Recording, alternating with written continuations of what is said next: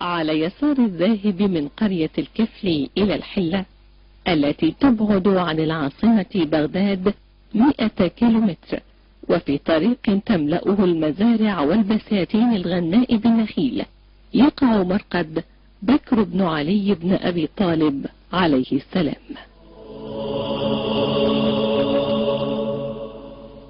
إنه محمد الأصغر المكنى بأبي بكر، وأمه ليلى بنت مسعود النهشلية وقيل الدرمية. جرح في واقعة الطف بعدما قاتل قتال الأطفال، ولم يزل يقاتل حتى قتله زفت بن بدر الحجبي ويقال عقبة الغنوي. وقال المدائني: وجدت جثته في ساقية ولم يعلم قاتله. والساقية هي نهر منشعب من الفرات لسقي النخيل.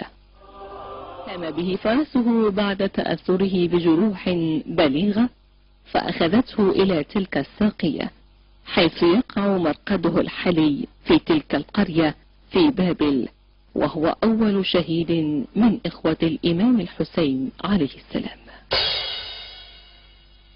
هذا مرقد لأبي بكر بن علي واسمه محمد الأصغر، استشهد مع أخيه الحسين في واقعة الطف، وجرح جرحا بليغا في ذلك الوقت، واحتنق فرسه وجابت الفرس إلى هذا المكان الطاهر، فوقع في هذا المكان ودفن من قبل العشائر القديمة في ذلك الوقت.